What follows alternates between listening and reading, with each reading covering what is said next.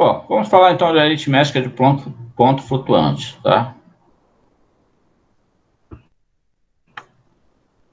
Para você chegar lá na sua casa e falar: o que você aprendeu hoje, meu filho ou minha filha? Aprendi aritmética de ponto flutuante. Para que serve isso? Então, para que serve a aritmética de ponto flutuante? Vamos lá. Suponhamos que você tenha uma calculadora e não é diferente de um computador, uma calculadora, tá? Então, se você pegar uma calculadora, que você deve ter uma calculadora, em cálculo numérico é isso, se você não tiver calculadora, é complicado você fazer cálculos, muitos cálculos, tá? Porque se você não tiver calculadora, você vai ter que fazer muitos cálculos na mão. É complicado. Então, é melhor você adquirir uma calculadora, empreste uma calculadora aí de um familiar seu, se você não tiver, tá? E um aluno meu que ele emprestou uma calculadora do avô dele.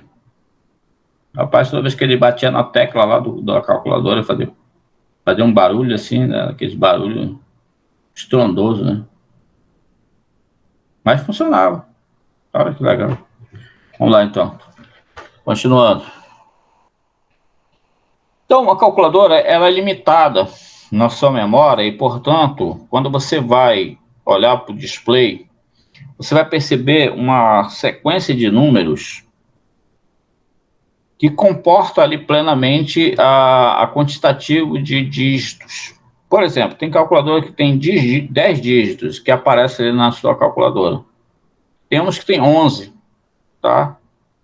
Tem outros que tem 12, sei lá. Depende da sua calculadora, tá? Mas ela é limitada. Ou é 10, ou é 11, ou é 12 dígitos que aparecem ali na sua calculadora. Não mais do que isso. Mas agora você imagina o seguinte. Imagina, por exemplo, um número da forma 10 elevado a 30. Você vai ter 30 dígitos aí. Como é que você vai colocar numa calculadora que só tem 10 dígitos? Entendeu? Então é aí que entra exatamente a aritmética de ponto flutuante, que é para expressar determinados números, para que de repente uma calculadora ela não se perca ali e de repente possa se comportar devidamente ali e você tenha uma forma de expressar aquele número como se fosse aquele número grande que não dá para comportar na sua calculadora.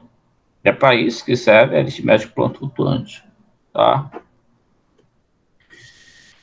Então, vamos supor que você tenha ali um número de ponto flutuante e ela expressa da seguinte forma, mais ou menos, ou seja, o sinal ou é positivo ou negativo, tá? 0, ou 0 ponto, D1, D2 até DT, vezes beta elevado a E. Beta é a base, o T é o número de dígitos da mantissa, logo D1, D2 até DT é a mantissa. O D índice J, que são exatamente esses dígitos, estão variando de 0 até beta menos 1, dependendo exatamente da base. Tá? Se for base 10, então ficaria variando de 0 até 9. Tá? Se for base 5, varia de 0 até 4. E assim sucessivamente. O J está variando de 1 até T, e o D1 não pode ser 0. O E é chamado de expoente no intervalo de L até U. Tá?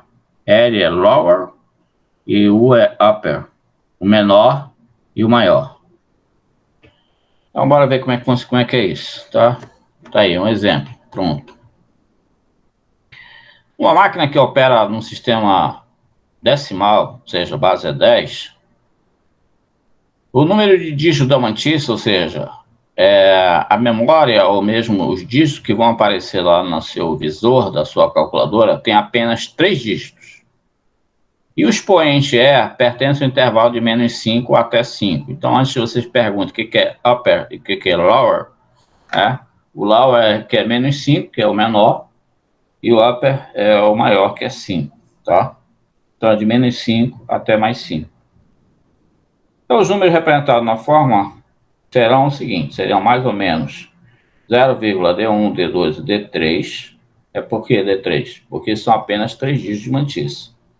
Vezes 10. Por que 10? Porque a base que eu estou considerando é 10. Tá? Elevado a E. Quem é? É o expoente. Tá? Então, D índice J está variando de 0 até 9, porque a base é 10. O D1 não pode ser 0. E o expoente está no intervalo de menos 5 até mais 5. Tudo certo. A pergunta é, qual é o menor número em módulo que eu posso representar nessa calculadora ou nessa máquina?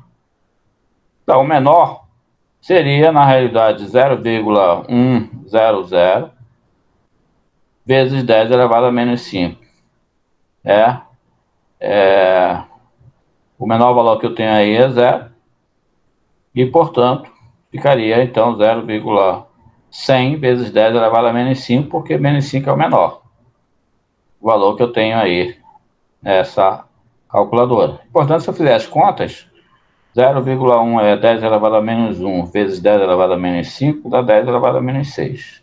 Esse é o menor. Mas qual seria o maior, então? O maior seria 0,999 vezes 10 elevado a 5, né? Já que o upper, né, o valor máximo que eu tenho nessa calculadora é 5 de expoente. Então, se eu tenho aí 0,999 vezes 10 elevado a 5, isso aí vai dar 99.900. É o maior valor que eu tenho nessa calculadora. Professor? Perguntas, senhores? Diga. O menor valor não seria o menos 0,100 vezes 10 a menos 5? Boa pergunta. Se não fosse módulo, né? O que está escrito aí? Ah, obrigado. Tá, ok. Então vamos lá. Considere um número real, tá? X, que seja maior ou igual que o menor e seja menor ou igual que o maior, M, tá? Maiúsculo. Então o M minúsculo o X é maior ou igual que o M minúsculo e menor ou igual que o M maiúsculo. Então, se você tiver um número, por exemplo, 235,89, o que acontece? Olha só. Então, eu vou normalizar esse 235,89, né? Esse ponto aí, como você sabe, é a nossa vírgula, tá? 235,89, se eu normalizar, vai dar 0,23589 vezes 10 elevado à terceira. Entendido? Normalizei. Então, ok, normalizei para exatamente chegar naquela estrutura que a gente já tinha visto anteriormente. Como a gente está pegando aquele exemplo anterior, que opera com 3 dígitos, então o que acontece? Então nós temos duas situações aí. Ou a gente pode truncar, por quê? Porque nossa calculadora só comporta 3 dígitos de mantiça, tá? Então se ela só comporta 3 dígitos de mantiça, significa dizer então, como eu tenho 0,23589, esse 89 ele vai para o lixo, ou se de repente ele é maior do que 0,5, ele é maior, né? 0,89 é maior do que 0,5, então você pode arredondar. Então vamos ver como é que fica o truncamento. O truncamento significa truncar, segundo parar. Ou seja, 3 dígitos parou. E joga aquele 89 para o lixo. Vai para o lixo. Entendeu? É assim que a calculadora faz. Então ela pega, normaliza o valor, número, tá? Verifica quantos dígitos ele pode comportar na mantiça, na memória lá da calculadora. Ok? Pega aquele valor, multiplica por 10 elevado ao valor do expoente e o que passar dali, ele joga. Mas normalmente ele faz o arredondamento. Então, como é que seria o arredondamento? Ele pega 0,235. O que sobrou? Sobrou 0,89. 0,89 é maior do que 0,5. Se é maior que 0,5, então você acrescenta 1 ao último dígito.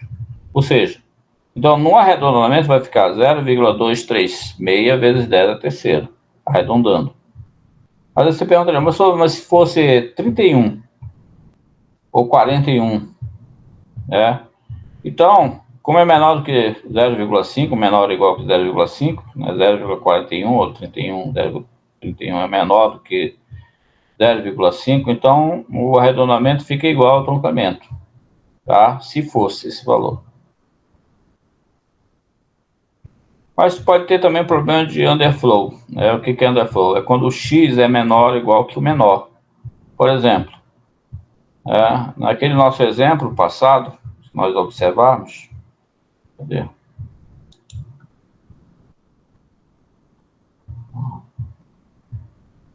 Cadê?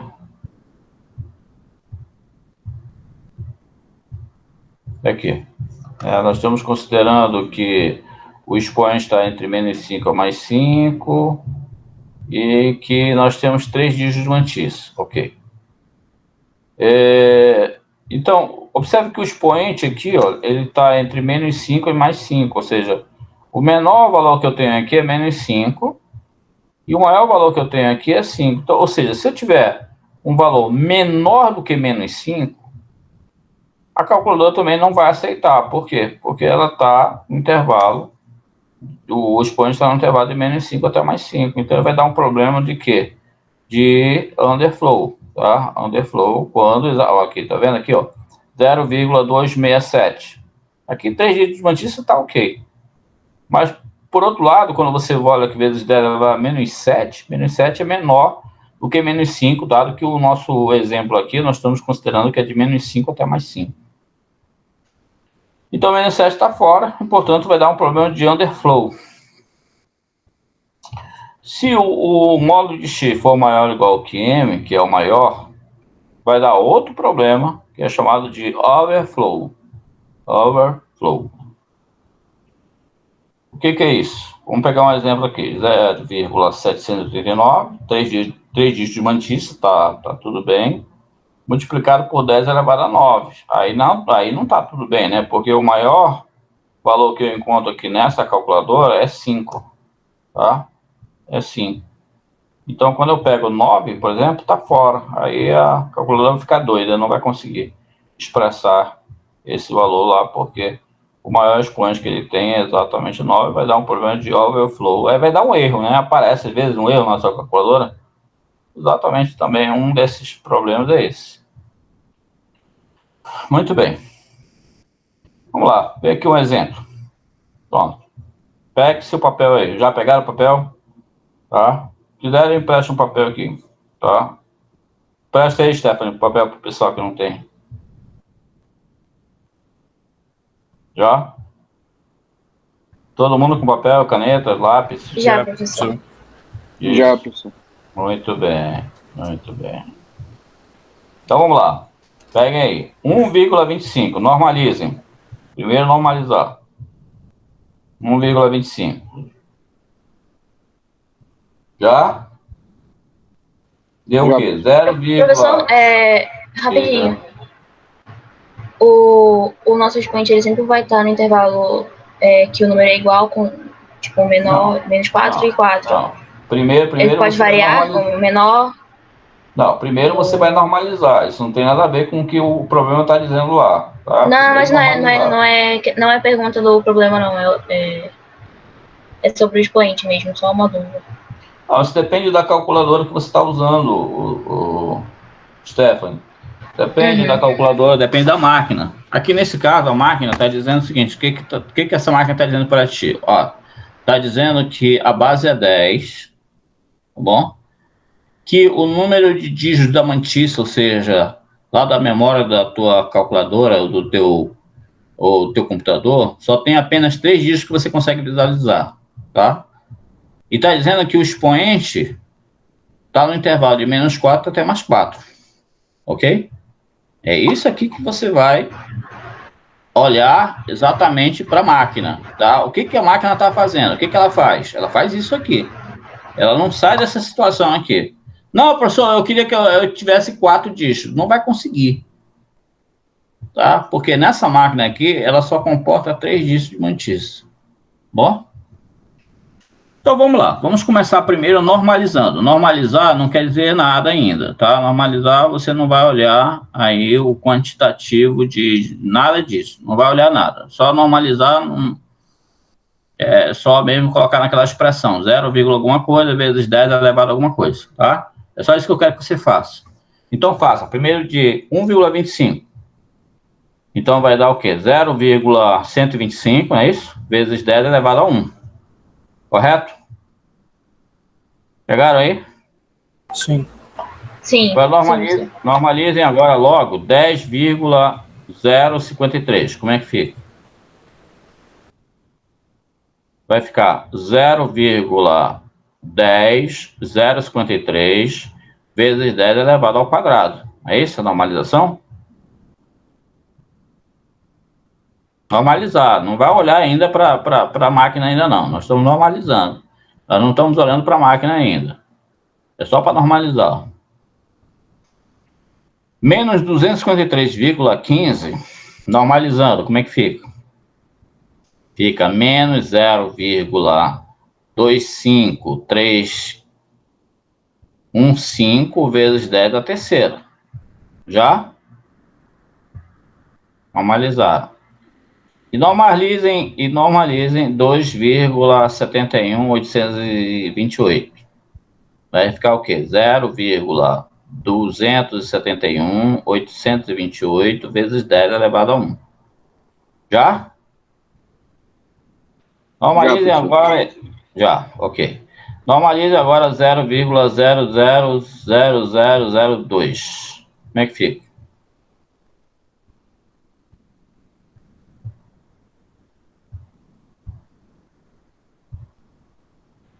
Professor, esse daí que foi minha dúvida. Ficou tipo 2 vezes 10 a Não. menos 5?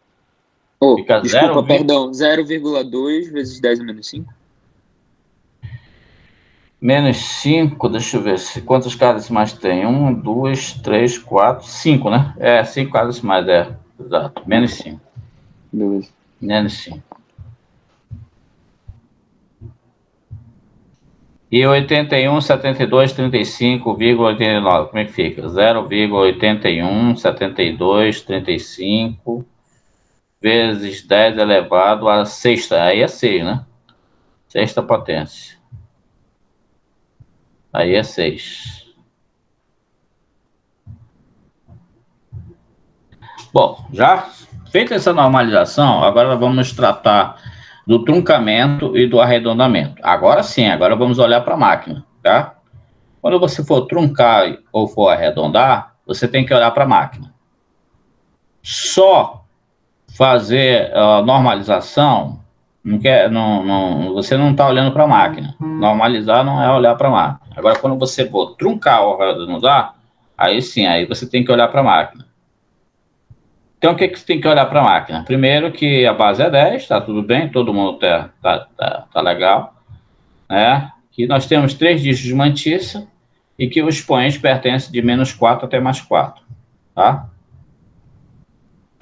Muito bem. Aí você vai, então, agora truncar. Você truncar, vai ficar o quê? Como são 3 dígitos de mantiça, então vai ficar 0,125 vezes 10 elevado a 1, não mudou nada. E nem tanto o arredondamento também não vai mudar nada, porque só tem apenas 3 dígitos, né, de mantiça e está igual. Então fica 0,125 vezes 10 elevado a 1. Não mudou também nada, tá? Por quê? Porque são 3 dígitos de mantiça, 3 dígitos que eu tinha, está resolvido. Agora vamos truncar 0,10053 vezes 10 elevado ao quadrado. Como é que ficou o truncamento?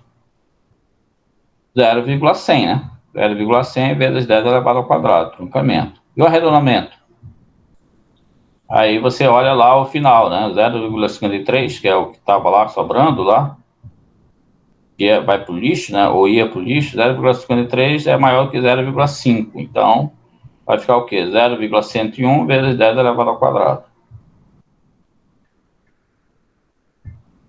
Agora, menos 253,15. No truncamento fica menos 0,253 vezes 10 à terceira.